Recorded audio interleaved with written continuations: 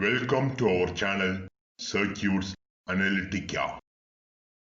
In this video, we will be discussing about non-inverting summing amplifier.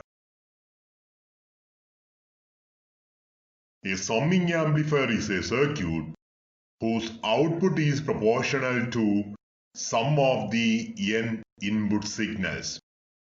There are two types of summing amplifiers: non-inverting summing amplifier and inverting summing amplifier. For a non-inverting summing amplifier, output is proportional to sum of the n inputs. So if VA, VB and VC are the three inputs of a non-inverting summing amplifier, then output voltage V0 is equal to VA plus VB plus VC into K, where K is the gain of the non-inverting summing amplifier. In the case of an inverting summing amplifier, output is proportional to sum of the inputs but inverted. Suppose there are three inputs for an inverting summing amplifier. Let VA, VB and VC are the three inputs of an inverting summing amplifier. Then output voltage V0 is equal to minus K into VA plus VB plus VC. Now we will consider a non-inverting summing amplifier. This is the circuit diagram of a non-inverting summing amplifier. There are three inputs: VA, VB and VC. Input signals VA, VB and VC are applied to the non-inverting input of the operational amplifier through resistors RA, RB and RC. Inverting input of the opamp is connected to ground through resistance R1. Resistors RF and R1 forms the feedback network to reduce the open loop gain of the operational amplifier. As inverting input is connected to ground through resistance R1, basically this is a non-inverting amplifier. Let us consider an ideal operational amplifier. So for an ideal operational amplifier in open loop condition, output voltage V0 is equal to AOL into VID, where AOL is the open loop voltage gain and VID is the differential input voltage. So as we can find, VID is the difference between voltage at the non-inverting input and voltage at the inverting input. VID is equal to V1 minus V2. For an ideal operational amplifier, open loop gain is infinite. V0 is equal to AOL into VID. That means AOL is equal to V0 divided by VID. AOL is infinite means VID is equal to 0. So VID is the difference between voltage at the non-inverting input and voltage at the inverting input. VID is equal to V1 minus V2. So VID is equal to 0 means V1 minus V2 is equal to 0. That means V1 is equal to V2. So for an ideal operational amplifier, voltage at the non-inverting input is same as voltage at the inverting input. Or vice versa, voltage at the inverting input is same as voltage at the non-inverting input. Now let us find the expression for output voltage of a non-inverting summing amplifier. This is the diagram of a non-inverting summing amplifier. So we can write output voltage V0 is equal to V1 into 1 plus Rf divided by R1, where V1 is the voltage at the non-inverting input.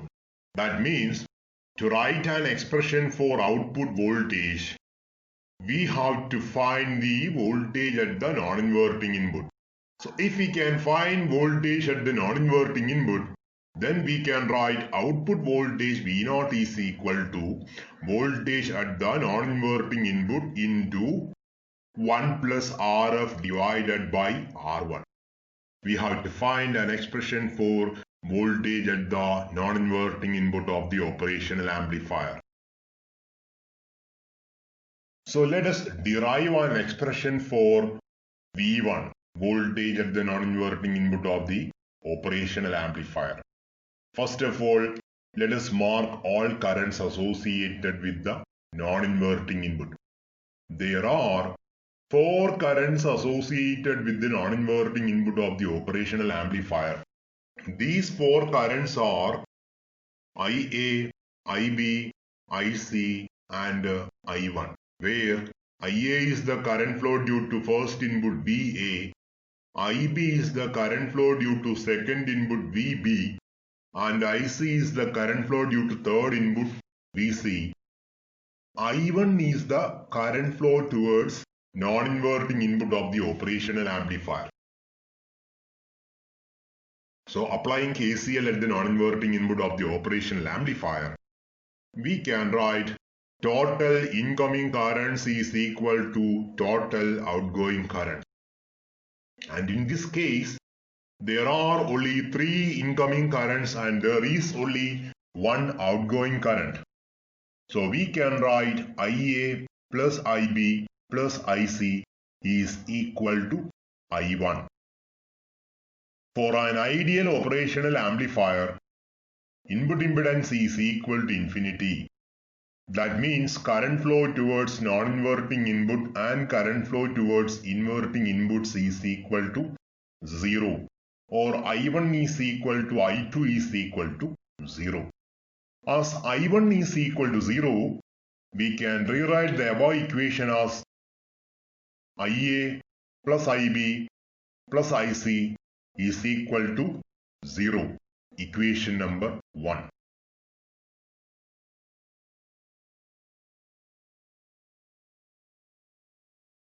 Now let us find the expressions for IA, IB and IC.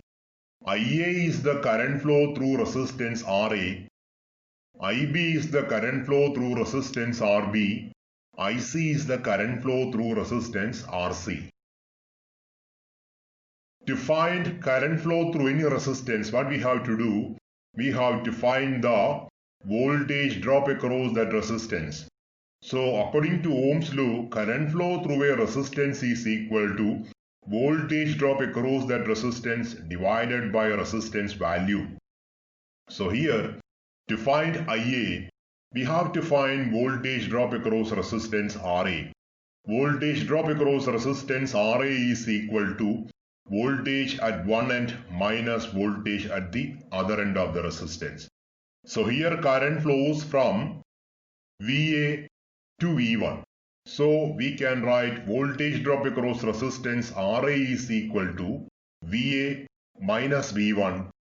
Similarly, voltage drop across resistance RB is equal to VB minus V1. Voltage drop across resistance RC is equal to VC minus V1.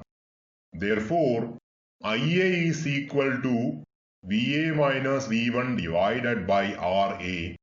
IB is equal to VB minus V1 divided by RB. IC is equal to VC minus V1 divided by RC.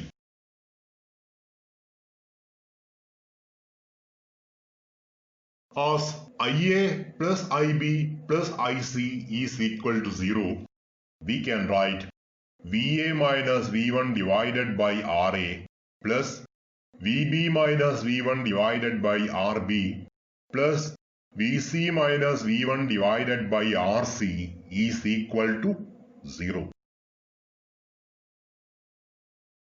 So opening the brackets and rearranging the terms, we will get VA by RA plus VB by RB plus VC by RC is equal to V1 by RA plus V1 by RB plus V1 by RC. Or we can write VA by RA plus VB by RB plus VC by RC is equal to V1 into 1 by RA plus 1 by RB plus 1 by RC.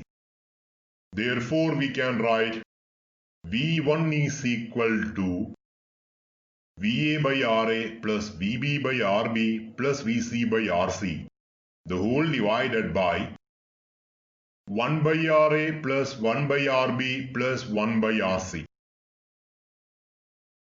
So we can write output voltage V0 is equal to V1 into 1 plus RF by R1. Therefore, we can write output voltage V0 is equal to 1 plus RF by R1 into VA by RA plus VB by RB plus VC by RC, the whole divided by 1 by RA plus 1 by RB plus 1 by RC.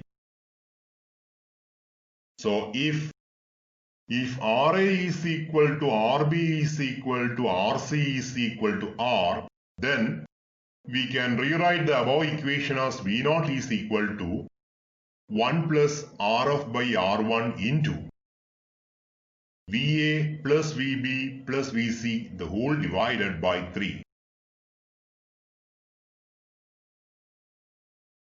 If RF is equal to 2R1, then the above equation becomes the equation for the output of a summing amplifier.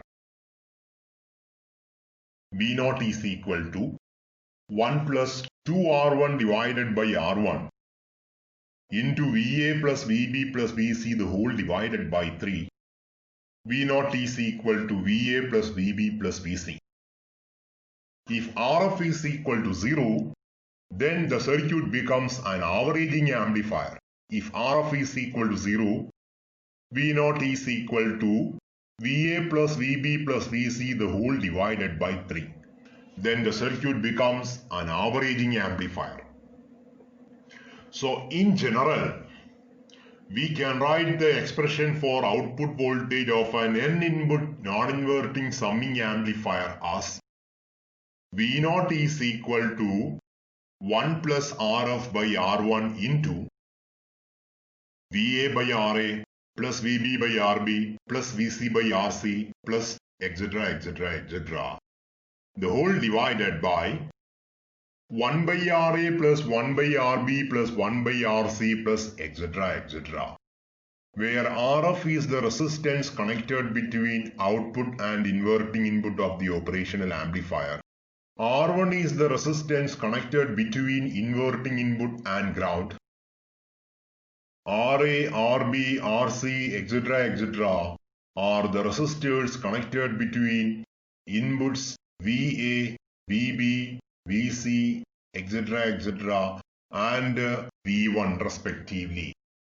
Then the equation becomes V0 is equal to 1 plus RF divided by R1 into VA plus VB plus VC plus etc. etc. the whole divided by N. If 1 plus RF by R1 is equal to N, then the circuit becomes an N-input non-inverting summing amplifier. And if RF is equal to 0, then the circuit becomes an averaging amplifier. Thanks for watching Circuits Analytica. Enjoy learning.